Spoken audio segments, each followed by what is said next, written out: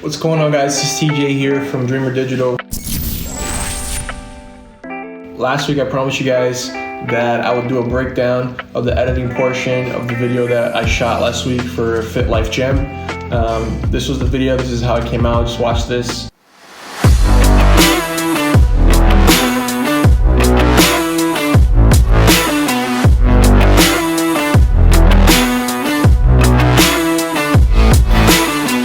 Meu nome é Tabata, eu sou dona e... And so today, what we're going to do is I'm going to show you guys the project file of what I worked on, what I did exactly in which portion, how I got to that portion, how I accomplished that, and I hope you guys like it. Let's see if you guys like this. If you do, give a like, share this video. I want to be doing more and more of this. Every time I do either a video, a logo redesign for a business, I want to be showing you guys my thought process and how I accomplish everything.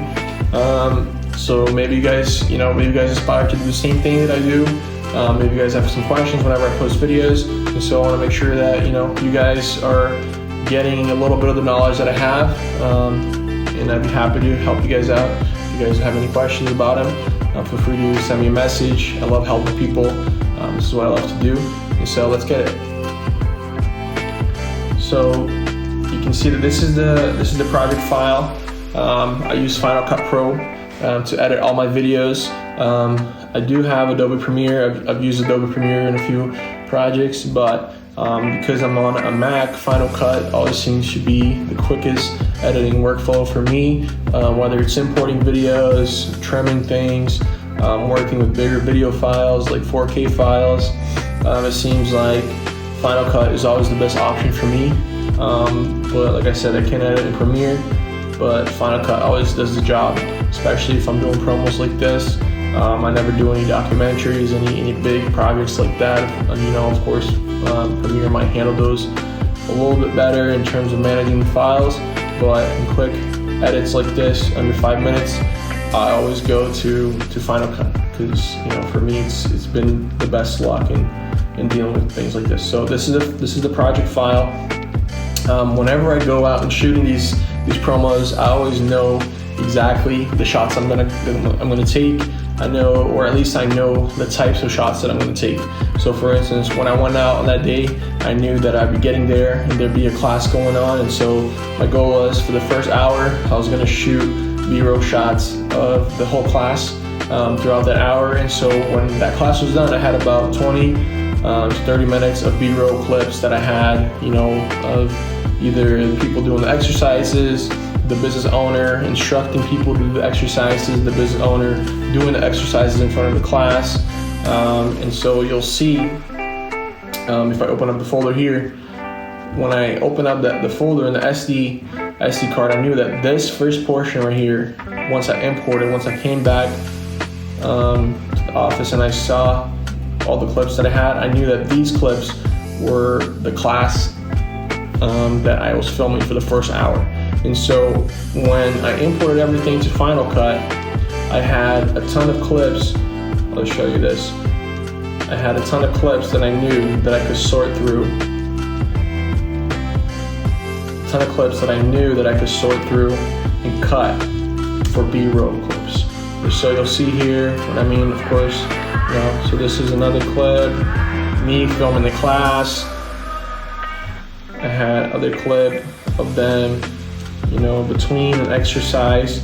This is a clip of the business owner going around helping people to do the exercise in the right form.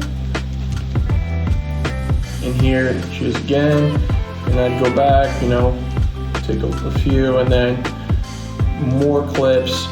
And so the goal for the first hour is to get a good set of B-roll clips that I could put and I could use after in the final edit. Like I said, the goal, I already knew what I wanted this video to look like. And so I knew the kind of music that I was gonna use. I sorted out, I knew the type of music that I was gonna use. I knew I wanted to use that kind of workout, pump up music, kind of like the alternative kind of rock with the big bass, big, workout kind of music. And so even though I didn't have the song, I knew the kind of video I wanted to do, the kind of music was going to be in the video, the kind of vibe the video was going to give. And so that was really easy when I came back home to edit this. And so here you'll see the clips of everybody working out in the class. And so I got, I was pretty confident that I got a lot of B-roll clips, enough for me to use in the video. And so that was the first portion that I filmed. The second portion that I filmed on that day was, the second part that I filmed was the interview session with the owner. Now, a lot of times business owners aren't comfortable being in front of the camera, so this is my go-to. What I always do is, when they're not, is I do this interview style kind of shot where the camera is facing them from the side, and I'm head on talking to them as if I was a potential client, a potential customer, a potential member of the gym in this case. And so I had, I come in prepared with a set of questions, asking questions that anybody else would ask, like, what do you teach here? How long have you been in business? Why should people need a trainer? What kind of classes do you teach? How can I contact you? How can I schedule a class? Why do you do this? Why are you different from any other trainer in town? And so I have these kind of questions that business owners are, comfortable with answering because, this is why they're in business. And these are the kind of questions that they answer every day. And so I have these set of questions, and once I come back home, I have about 10 takes, because it does take a little bit. They stutter, and a lot of times they want to re-answer a question. And so I have 10 different takes of the set of questions. They come back, I import these questions, I sort through them, and I pick out the ones that I think are valuable to the video, the ones that I think are more natural to the feel of the video. But the point is, we go there and we do as many takes as we can. We have as much content as we can, so when we get back home, we're not like, oh man, I should have done another one. I should have done this take. I should have done the clip of this. So we go unprepared, making sure that we know what we're filming. After I was done with the interview session, I shot this portion, which was the first portion of the clip. Now, I wanted the video to be like this. I wanted the video to start out with the owner working out to give context to the video, and then it was going to be, the next shot was going to be the A shot of the owner talking to me, interviewing the owner. And then while she's talking about her business, I was going to add the B clips, the B shots of her teaching her class. And so that was the goal. While she's talking, I was going to do B shots of her teaching her class. And then after she was done talking, I was going to go back to some more B clips to finish up the video. And so after we're done with the interview, I told her, hey, I want to do some shots of you working out for the video. And I told her, do you know what kind of workouts, shots you want to take? And she said, of course, I know, these are the ones that I teach in my class. This is the kind of shots I want to do. And so it's good to communicate with the owner, make sure that you're putting things in the video that they want, that has context to their business. Of course, like, you don't want to just go in there and say, hey, I want you to do some bench pressing, and this is not something that they're doing in their classes. This is not something that they want to advertise. Or, I want you to do some jump roping or something like that, and they're like power lifters. So you want to make sure that you're doing something that has context to the business. And so she knew the kind of workout shots she was going to do, including the boxing one, which is the one right before the A clip that I showed. There's this one right here. Because she said, I teach boxing classes. I want to make sure that people see that I can do that. Okay, cool. So that was the third part of the shooting day.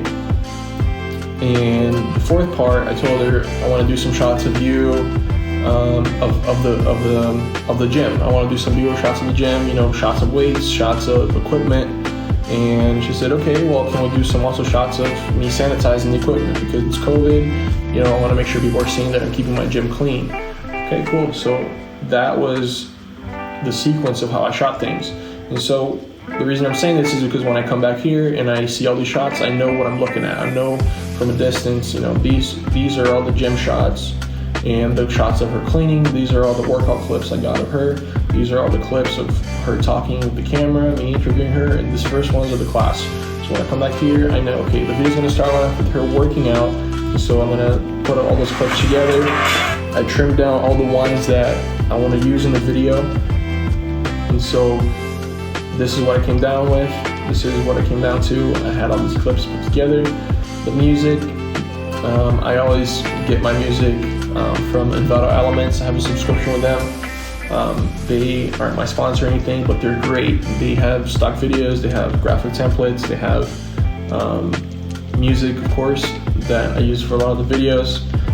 And they usually have what I want. You know, sometimes I've used other music subscriptions too for videos, and of course they have a larger selection than I'd say Envato does, but they have everything, and usually they have for music, they have, you know, what I'm looking for. And so this is the song that I found.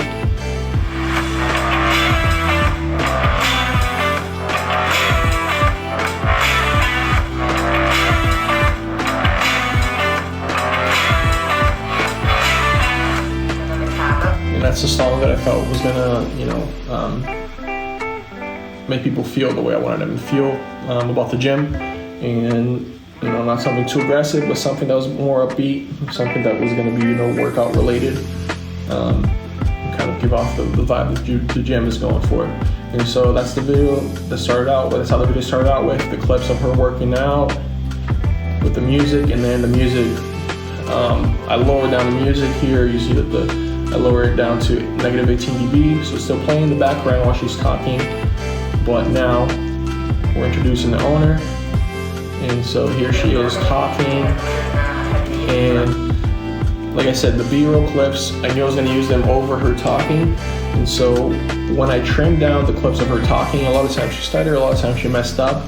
But when I chose the clips that I wanted to and cut them down and trimmed them down and selected, I think it was about 4 different takes that 4 separate takes of her talking about different things, whether it be her gym or her experience or why people should go to her gym.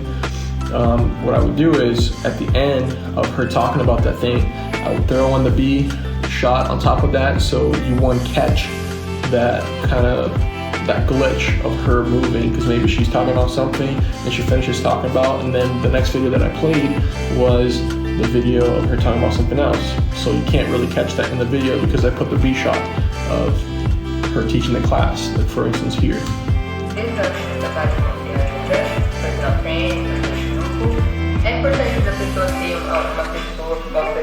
So you know, you had no idea that on that second part, after she was, you know, this clip of her teaching, that after this clip of her teaching here, she's talking about something, but then when it goes back, it's another clip from a different time when she was talking about something else, but you don't catch that because of the B-roll shot. And so she kept on talking, and this is when all that B-roll clips came in handy. I would just apply that on different portions of her talking. Every time she would start talking about something else, before she starts talking about something else, I would add something in context, of course. Maybe she's talking about here, you know, I recommend people to use a trainer because a trainer instructs you and helps you how to do things in the right form. And so I put her, you know, clip of her teaching a class, instructing people, and then when she came back, she was talking about something else. And you wouldn't catch that. And so, of course, sometimes I would just throw it on there because, you know, you always want to be showing, keeping people captivated in the video. And so that's how I wanted the video to play out. We started out with her working out to give context, so when she went in front of the camera, people would know, okay, this person works out, this person could be a trainer, this is at a gym. And she would start talking about her gym. I put B-roll footage on top of that, and then by the time she was done talking, the music picked back up, and I finished off the video with more shots, more B-roll shots of the class, some B-roll shots of the gym, and her cleaning her equipment. And you'll see her here.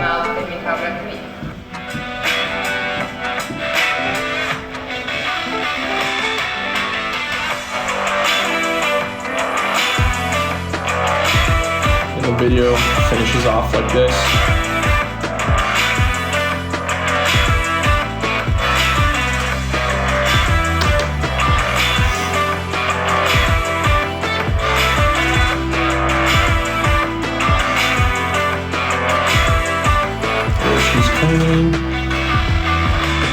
was perfect timing.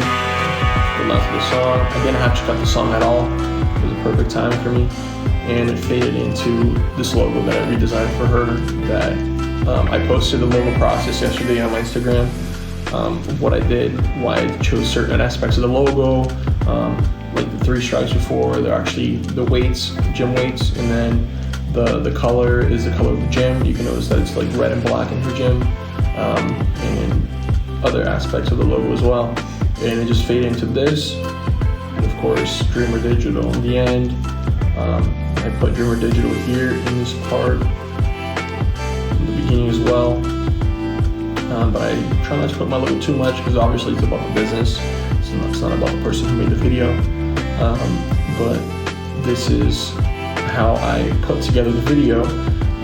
For color correction, I just do a little bit. I shoot everything. If you guys want me to do a video of the camera that I use, the color profile that I use, I can show you that later, but everything was shot at 60 frames per second, including the interview portion. The project is set to 23.98 frames per second, because if I wanted to slow down something, I could slow down 40% with the 60 frames per second and add some slow-mo to it. But you can see in the video, if you watch the full video that is in my social as well, you'll see that there's only like 2 clips that are slowed down.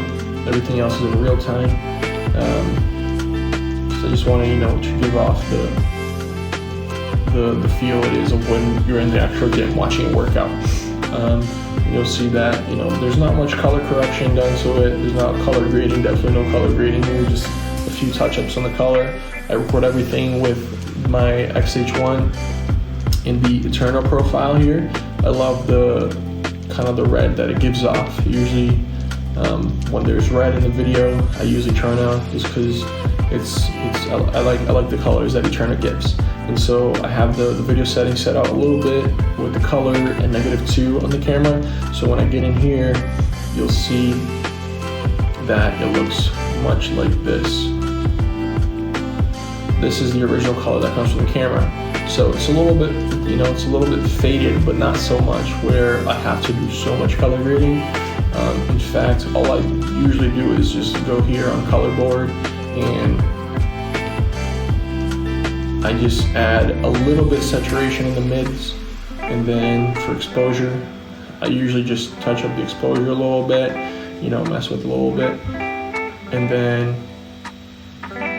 I add curves, a little bit of curves, not too much, and I'll do a little bit too, and then in the color wheel, I just mess up a little bit, highlights, midtones. Didn't really touch the shadows here, but all I did is just touch up with the highlights and midtones, and then add a little bit of contrast and saturation to footage, and it gives me the look that I want it to look. I want this to look like people would, I want people to see this how they would see if they were in the gym. I don't want it to, color grade it to the extent where it's gonna make the gym look like something else. I want people to really feel like they're there, and so when they go to the actual gym, they'll say, okay, this is a gym that I saw in the video. If you think about it, if I color grade this where I'm making this red pop a ton, and I'm making, it look moody, or make it look extra vibrant, they're gonna get to the gym and they're gonna see, okay, this is not the gym I saw in the video. And so this is what we're going for. So I did that. I put everything together in this clip, and what I do next is I add a new compound clip, and so I layer that on top of this, and what I do is I add this effect where it's kind of like the Black Pro Mist filter, but I use Luma here and Gaussian blur to add a little bit of softness to the highlights.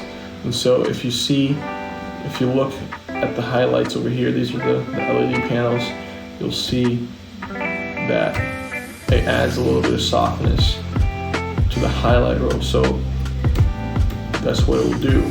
It makes, the highlights on the skin go off a little bit better. You'll see that it's not a lot, but it's just enough to do what I want it to do. And so if you put too much, it's gonna end up looking like a dreamy effect, but I put enough so, to enough to extent where I'm satisfied with how the footage looks. So, I mean, it's pretty easy. Like I said, planning out the shoot and knowing what I'm taking and what I'm taking video of, and knowing how I want this final video to look like beforehand on the day of the shoot makes editing so much easier, because you don't have to put together a puzzle once you get back to editing. You know exactly what that puzzle will look like, and it's just a matter of piecing everything together and how you shot it. And instead of having to look at all these scattered pieces, I know where all the pieces to that puzzle are, so I can just go there, grab them, and put them exactly where I want them, instead of shooting random things and then getting back here and trying to put something together.